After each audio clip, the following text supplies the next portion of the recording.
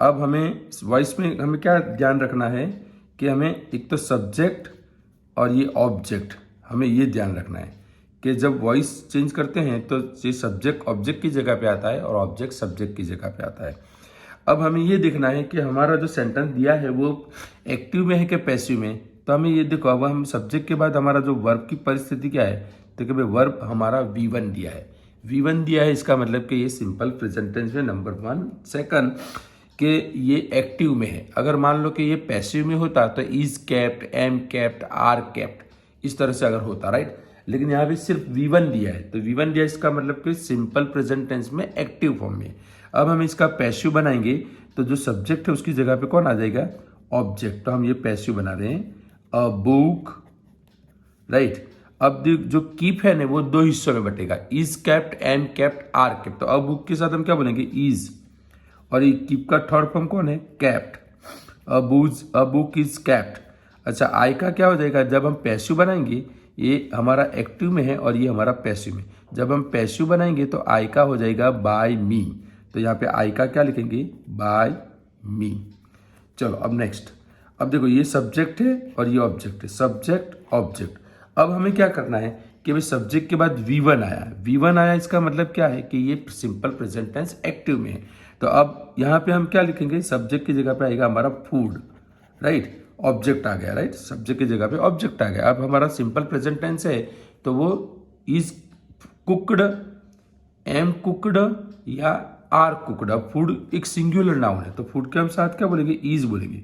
Food is cooked by. अच्छा, we का क्या हो जाएगा, अस। मतलब जब वी होता है तो पैसिव में क्या होता है, बाय अस। चलो अब हमारे यहाँ पे सी रिंग्स द बेल, मतलब ये सब्जेक्ट है और ये ऑब्जेक्ट है। अब V1 आया, कौन आया, V1, मतलब ये एक्टिव में है। तो हमारा क्या हो जाएगा, द बेल के साथ हम क्या बोलेंगे, इज, द बेल इज रंग। अब सी का क्या हो जाएगा, बाय हर, मतलब सी है तो क्या हो जाएगा, बाय हर। जब पैसिव करेंगे तो ये हो जाएगा। चलो अब देखो ये हु एंड वॉट, ये थोड़ा संभल कर करना है। जब भी हुआ आता है तो हम क्या लिखते हैं, पैसिव में हुआ आता है तो, अरे एक्टिव में हमारा हुआ आता है तो हु की जगह पे हम बाय हुम लिखते हैं। जनरली हम बाय लास्ट में लिखते हैं, लेकिन हु एक ऐसा सेंटेंस है जहां पर सब्जेक्ट नहीं होता है। हु वाले सेंटेंस में सब्जेक्ट नहीं होता है। तो जब सब्जेक्ट नहीं होता तो सब्जेक्ट को ऑब्जेक्ट की जगह पे हम कैसे ले जाएंगे, तो हम क्या करेंगे, हु की जगह पे बाय हुम। अब ज्यादातर लोग क्या करते हैं, बाय हुम सॉन्ग्स ऐसा लिखते हैं, बाय हुम सॉन्ग्स। ऐसा नहीं करना है। बाय हुम के बाद क्या आएगा, अगर मान लो प्रेजेंट टेंस है तो am is are, past tense है तो वॉज वर। अच्छा, सॉन्ग्स के साथ हम क्या बोलेंगे, सॉन्ग्स आर बोलेंगे। क्या बोलेंगे, सॉन्ग्स आर। लेकिन हमें यहाँ बाय हुम सॉन्ग्स आर नहीं लिखना है, आर सॉन्ग्स लिखना है। ये खास ध्यान रखना है। ये जनरली 1000 में से कम मतलब कि ये 1-2 बच्चे मतलब कि ये सही करते हैं। By whom are songs. अब तो सिंग का क्या हो जाएगा, संग। यानी कि बोलते क्या है, बाय हुम सॉन्ग्स लिखते हैं लेकिन सॉन्ग्स नहीं लिखते। ध्यान रखना, मैं अभी भी बार बार कह रहा हूँ कि जब भी हु वाला है तो हमें क्या करना है, बाय हुम के बाद तुरंत हमें हेल्पिंग वर्ब बोलना है, बाय हुम आर सॉन्ग संग।